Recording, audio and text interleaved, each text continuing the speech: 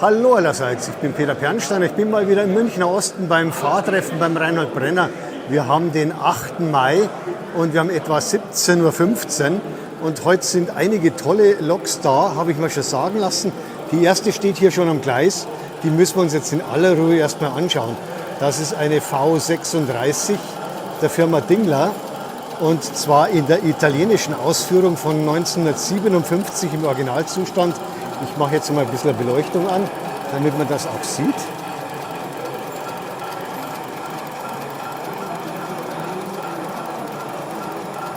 Und vor allem den Motor muss man oben anschauen. Die Ventile bewegen sich sogar.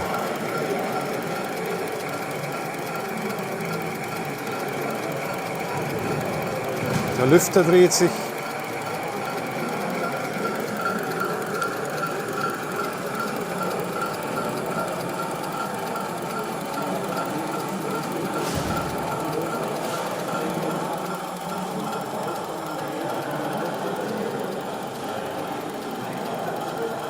Und hinter dieser V36 sind mehr als 3 Meter als Güterzug, als Kühlwagenzug hier im Einsatz, der Südfrüchte transportiert hat, von Italien bis nach England, habe ich auch vorhin schon gehört. Und zwar teilweise bis nach England, nicht alle Wagen, nur die Wagen hier mit dem roten Streifen sind tatsächlich bis England gefahren. Die sind schmaler gebaut. Die haben wegen des Lichtrahmenprofils der Tunnel in England, habe ich eben vorhin schon gehört.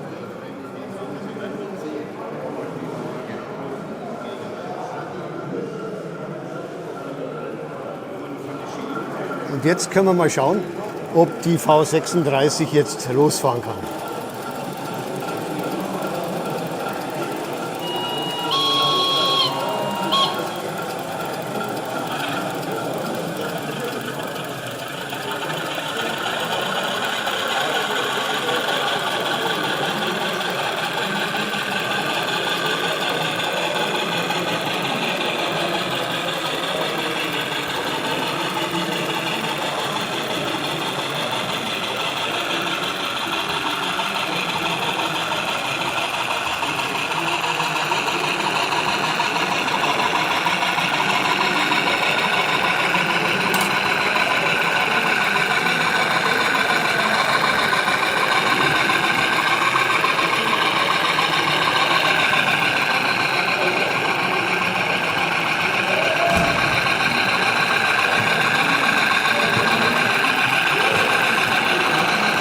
Schauen wir uns mal die Wagen auf der Reihe noch an.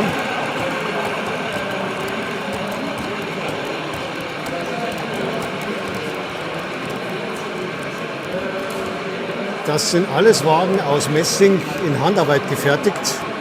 Der letzte Wagen von der Firma Officio Uno. Die nächsten dann von hinten bis weit nach vorne sind alles von Dingler.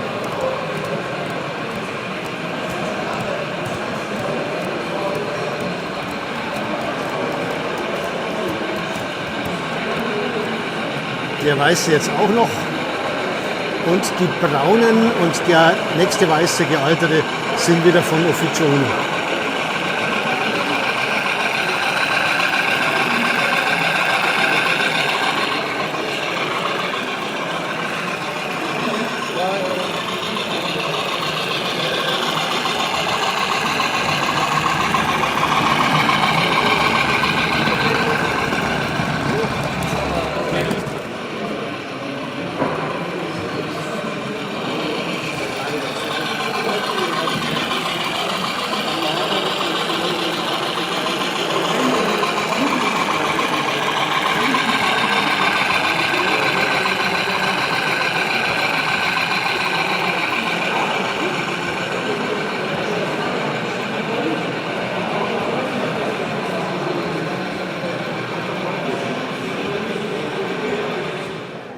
Als nächstes ist ein Bausatz zu sehen, von Thorsten Päth aufgelegt.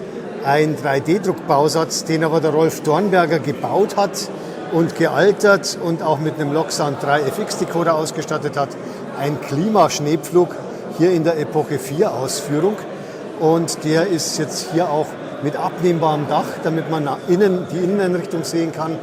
und hat auch einige Geräusche an Bord, die man allerdings hier bei dem Lärm wahrscheinlich nicht hören werden, weil es inzwischen doch sehr laut geworden ist. Und der ist hier als Epoche 4 in Crailsheim ist er stationiert und der hat hier verschiedene Lichtfunktionen. Eine der wichtigsten Funktionen ist hier auf der Rückseite die Signalisierung für den Lokführer, für den dahinterliegenden, dass er eben jetzt hier fahrbereit ist mit dem Schneepflug, dass der Schneepflug unten ist und dann kann man tatsächlich in Einsatz in Betrieb nehmen.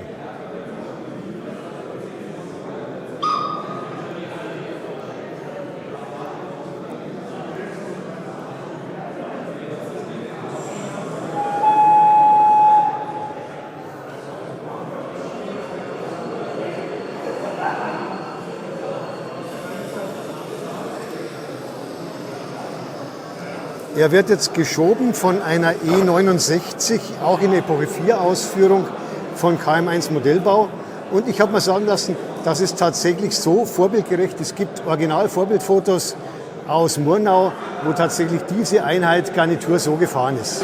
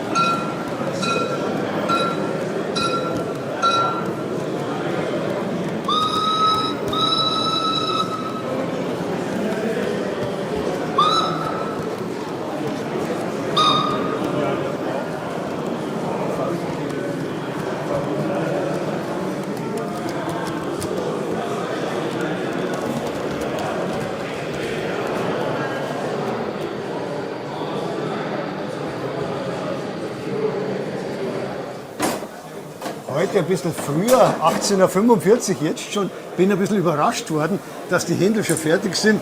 Aber es sind eine Menge Leute da, die haben alle Hunger und deshalb geht es halt heute ein bisschen früher los.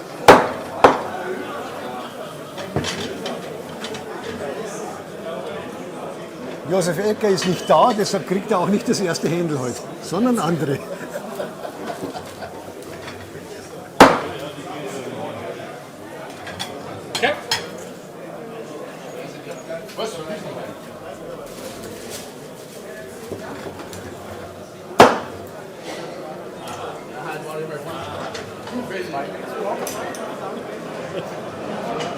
Und ich schaue dann wieder auf die Eisenbahn.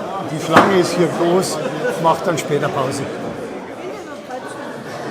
Drüben rauchen die Händel und hier raucht eine Baureihe 44, aber nicht in der deutschen Version, sondern in einer französischen Version.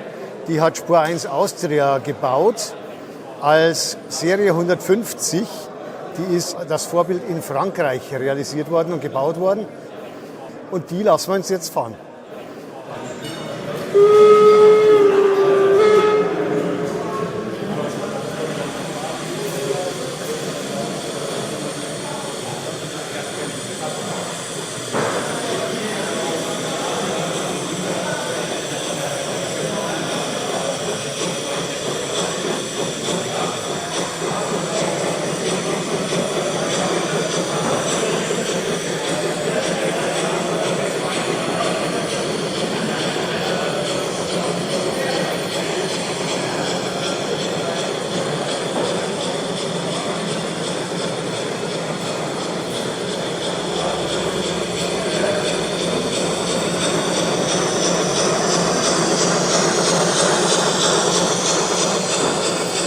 Auch die zieht jetzt die Güterwagen und die Kühlwagen von Dingler und von Officia Uno.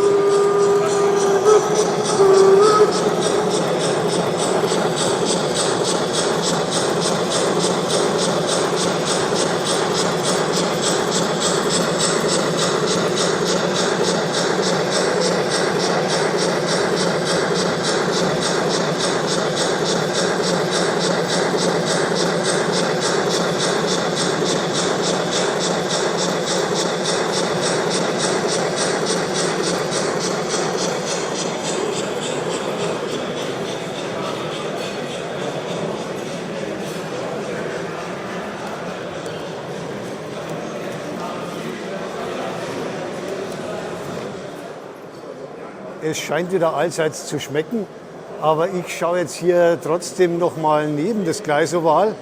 Der Reinhold Brenner hat mal wieder seine Modulanlage, seine kleine Separate aufgebaut. Klein ist etwas untertrieben. Diese Berganlage ist 1,80 Meter tief und 4 Meter breit und insgesamt 2,80 Meter hoch. Die habe ich schon mal in einem separaten Video gezeigt.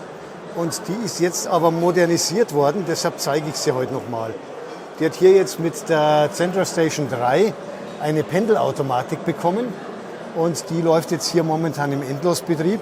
Und diese Anlage war früher eine analoge Pendelstrecke und hat jetzt hier Rückmeldekontakte, S88 Rückmelder mit Infrarotsensoren bekommen.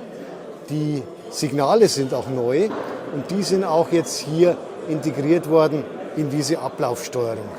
Momentan ist die Ablaufsteuerung noch einfach, nur eine Pendelstrecke mit einem Zug, aber Reinhold Brenner hat vor, dass er diese Pendelstrecke mit insgesamt 3 Zügen im Wechsel machen will. Und wir schauen uns jetzt mal eine Zugfahrt an, wenn ich sie erwische. Ich zeige hier noch mal ganz kurz die Anlage, ein paar Details einstweilen. Hier ist ein Wasserfall, der normal auch mit Wasser läuft, der aber heute nicht befüllt wurde. Die Oberleitung ist noch nicht ganz betriebsbereit, deshalb fährt hier die E69 noch ohne Stromabnehmer oben. Irgendwann wird das auch der Fall sein, dass das passiert. Und hier wurde zum Beispiel auch die Begrünung vorbildgerecht etwas überarbeitet. Hier sieht man tatsächlich den Herrn hier mit der Sense arbeiten. Ein Teil hat er tatsächlich schon gemäht und den anderen Teil noch nicht. So nette kleine Details. Jetzt ist der Zug weg. Jetzt muss man schauen, wo der Zug ist. Wahrscheinlich kommt er hier gleich an.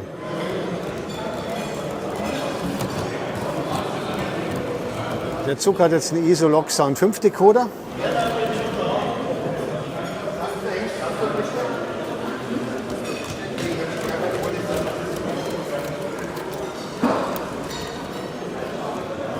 Geht relativ steil hoch, vom Gleisniveau 60 cm bis auf 1,70 Meter hoch. Und das ist eine Steigung, die auch deutlich höher ist als normalerweise bei Spur 1 üblich. Aber mit so kurzen Zügen und mit einem vernünftigen Decoder kann das hier tatsächlich funktionieren. Hier kommen wir oben am Bahnhof Susch an.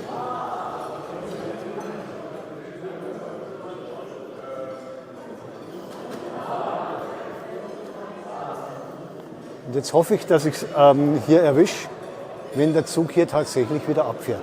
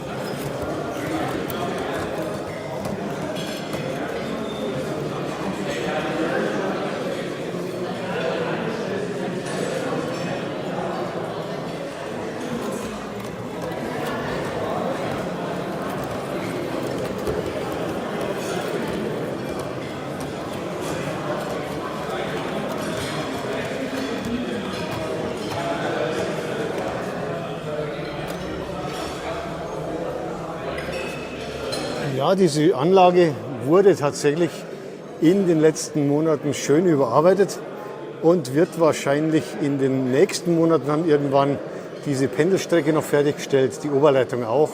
Ich lasse mich überraschen, vielleicht in einem der nächsten Videos von dem Fahrtreffen, das ja jeweils am ersten Freitag der ungeraden Monate hier im Münchner Osten stattfindet. Dann schauen wir wieder auf die Anlage rüber und schauen, was es da Neues gibt.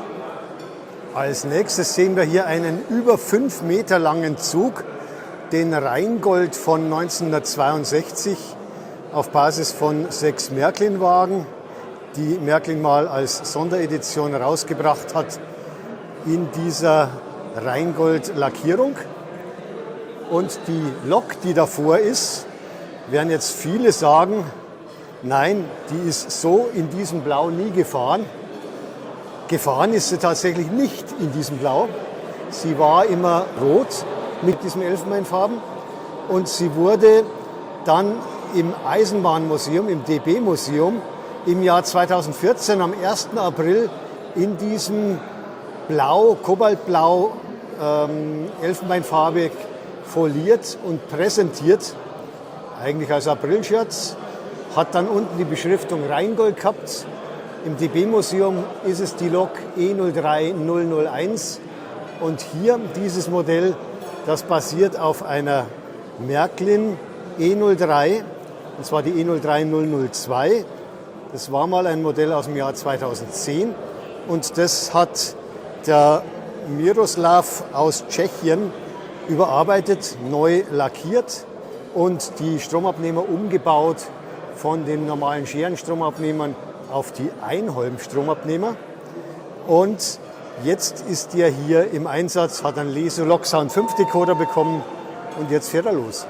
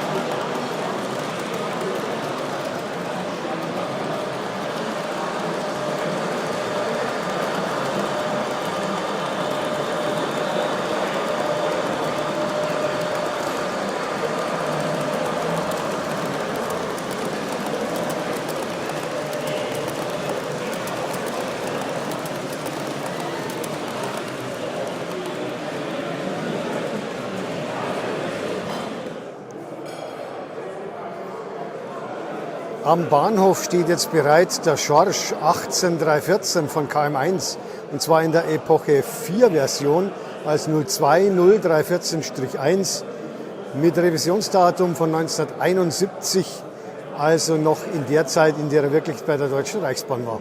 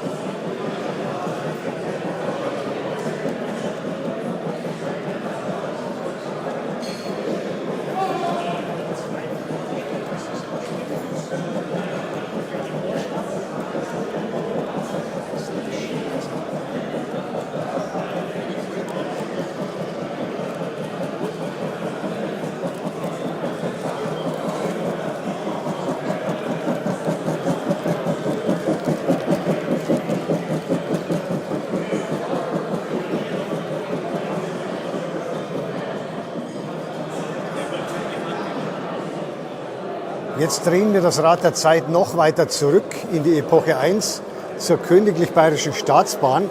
Da ist ein Bauzug jetzt unterwegs. Die BB2 als Zuglok, die ist von der Firma KISS gebaut worden und die ist hier als Zugmaschine. Das Vorbild ist von Krauss-Maffei.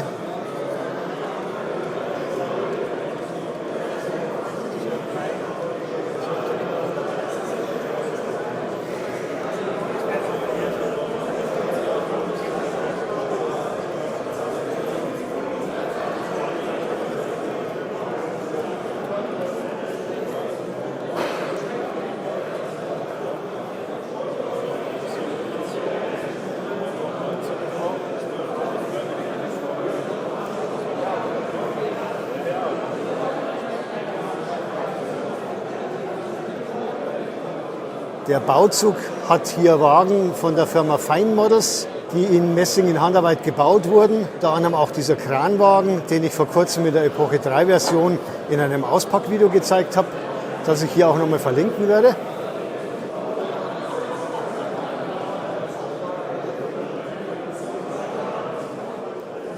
Von der Epoche 1 geht es jetzt wieder in die Epoche 3 zu einer E10 mit Schnellzugwagen.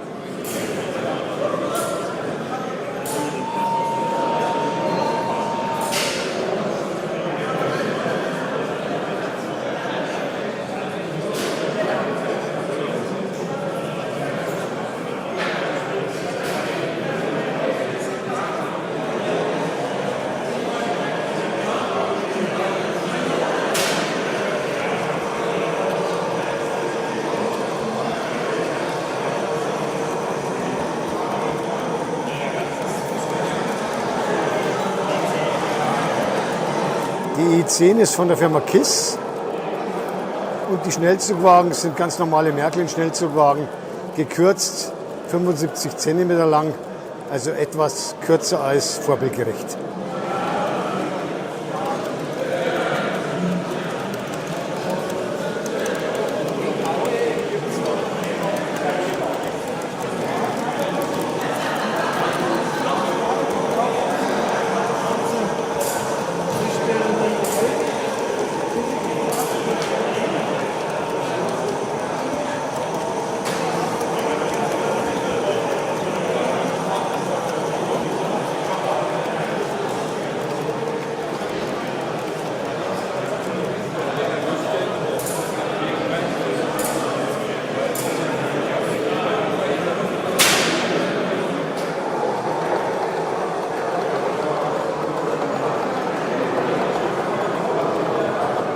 Jetzt gibt es einen dieser seltenen Edelweiß-Express-Wagen von Märklin, die Märklin in einer ganz kleinen Serie aufgelegt hat in Spur 1.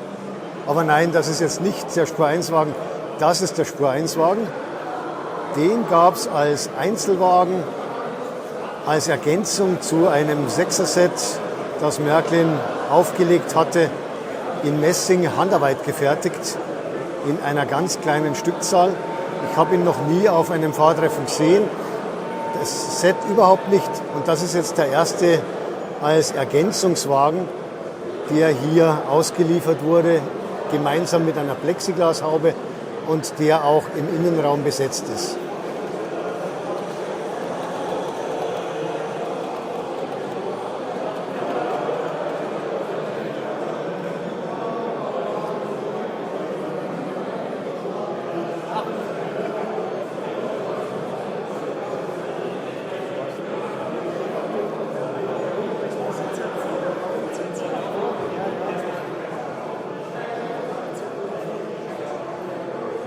Ja, vielleicht erlebe ich es ja doch irgendwann mal noch, dass tatsächlich mal der ganze Edelweiß Express von Märklin hier mal bei einem Fahrtreffen im Einsatz zu sehen sein wird. Aber es ist schön, dass jetzt wenigstens ein Wagen mal da war. Wirklich wunderschön, gefällt mir sehr gut. Und der eine oder andere wird den vielleicht sogar einfach nur als Einzelwagen daheim in seine Vitrine stellen. Und der wird hier gezogen von einer S26 von Märklin in der Bayern-Ausführung und die werden wir hoffentlich auch bald mal dann im Einsatz sehen.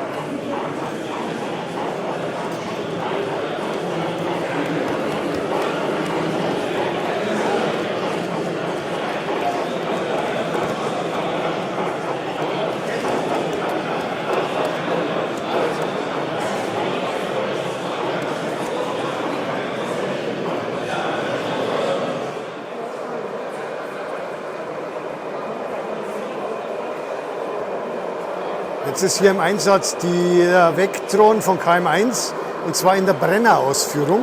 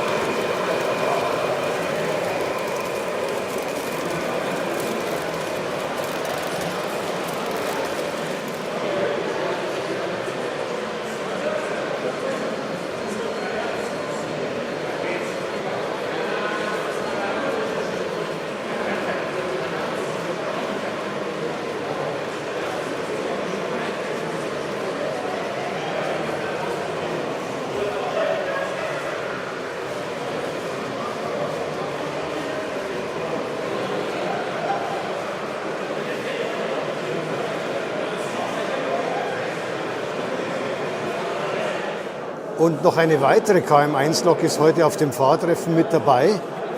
Ein Handmuster der V20. Dieses Modell wird KM1 im Herbst ausliefern, Herbst 2026.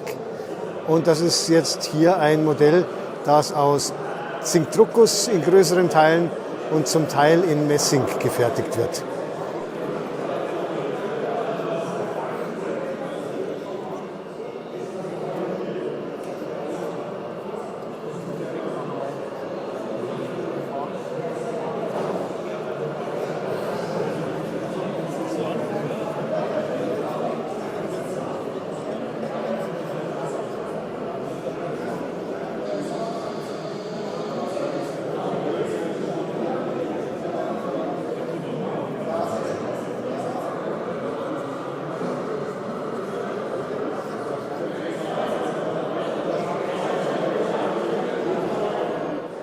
Dieses Modell hat leider noch kein Geräusch, aber fahren tut sie schon.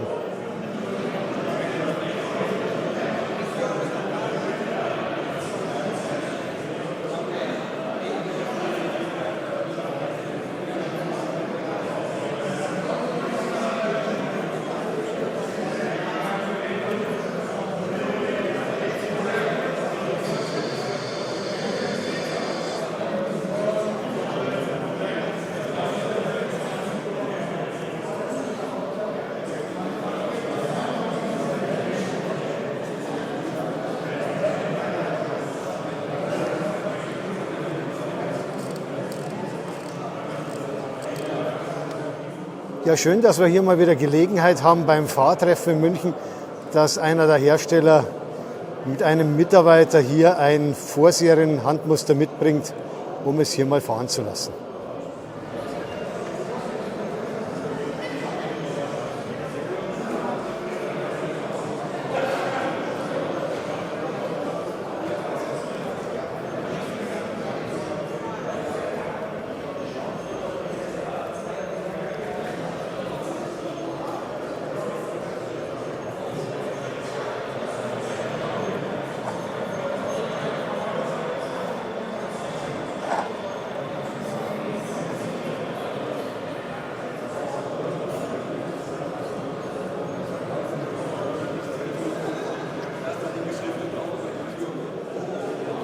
Als nächstes zeige ich hier 3 Akku-Rangierloks von der Firma Dingler, die ich hier mitgebracht habe zum Fahrtreffen, weil ich sie für ein Auspackvideo und für die Vorstellung im Eisenbahnmagazin ausprobieren durfte.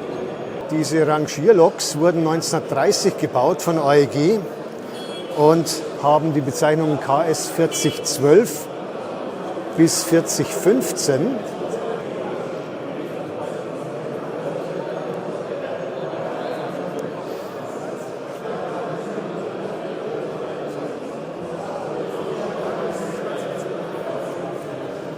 Die können wir jetzt mal hier fahren lassen.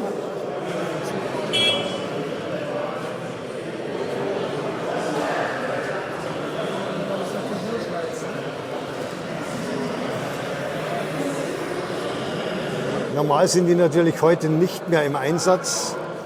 Diese Variante, das ist die 4015 in München stationiert, in der Epoche 2b mit diesem Dach. Die hat auch unten eine Beleuchtung.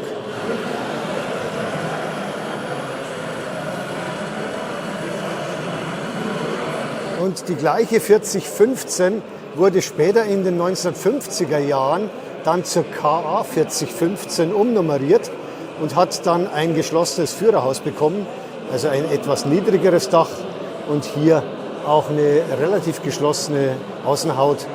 Und die kommt optisch dann den normalen Köfs hier sehr entgegen oder ziemlich nahe. Und als dritte ist jetzt hier im Einsatz die KS 4012. Das ist jetzt eine Epoche 3a Variante. Und da ist der Unterschied zur anderen Lok, dass die hier so Diagonalstreben hat und die andere hat hier ein normales quadratisches Feld.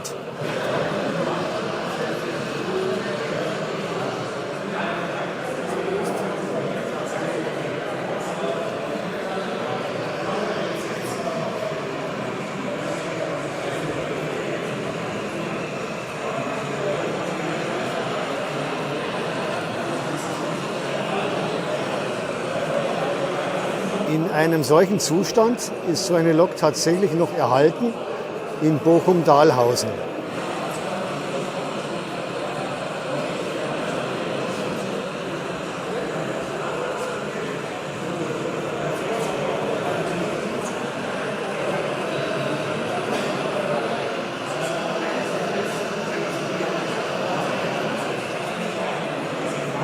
Jetzt springe ich von Epoche 3a wieder zur Epoche 3b. Zur KA 4015.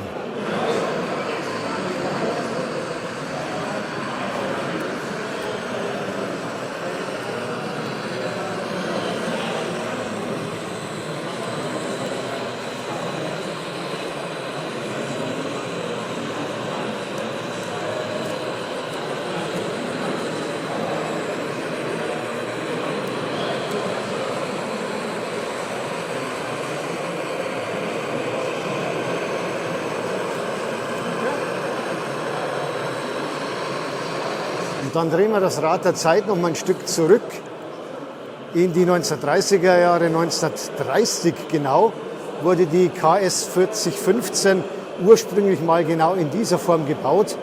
Das ist die Ursprungsausführung, ebenfalls in München hier in Szene gesetzt mit dieser schwarzen Lackierung und mit dem großen hohen Dach.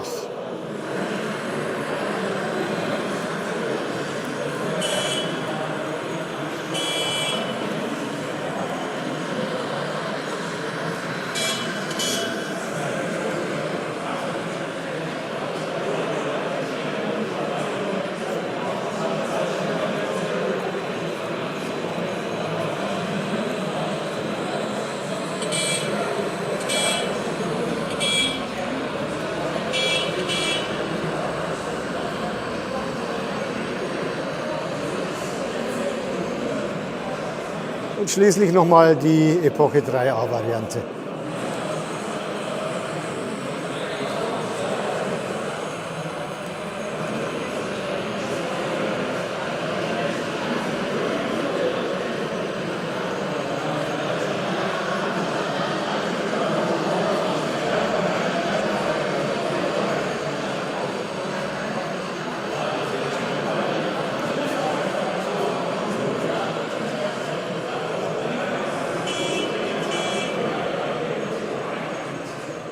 Der nächste Zug ist relativ kurz. Und zwar besteht er aus einer V80 von KISS und einem Wagen.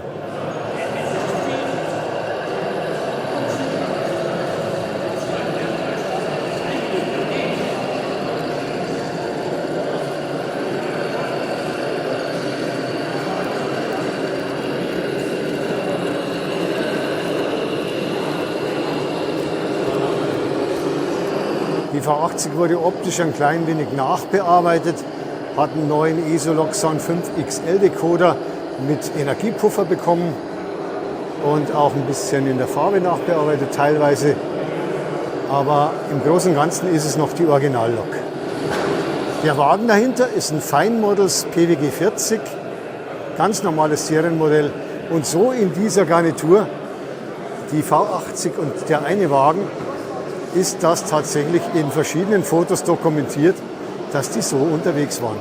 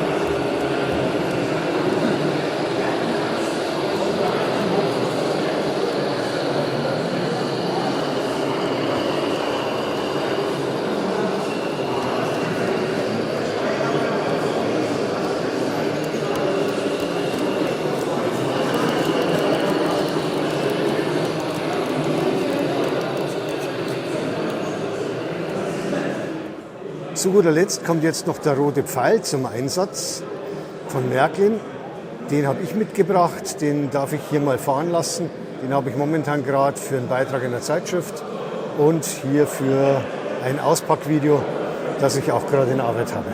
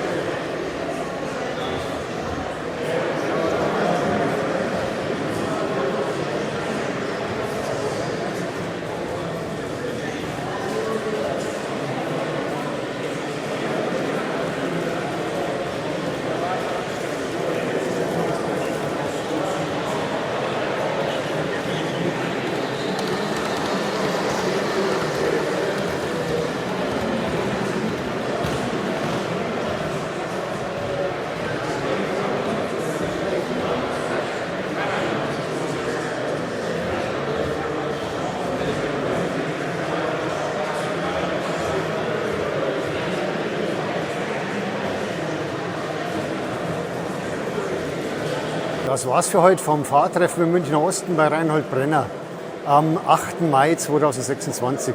Es ist jetzt 22:30 Uhr. Ich hoffe, es hat Spaß gemacht. Ich würde mich freuen, wenn ihr mal wieder Zeit habt zum Vorbeischauen auf meinem YouTube-Kanal. Sag Servus, bis zum nächsten Mal. Euer Peter Pernsteiner.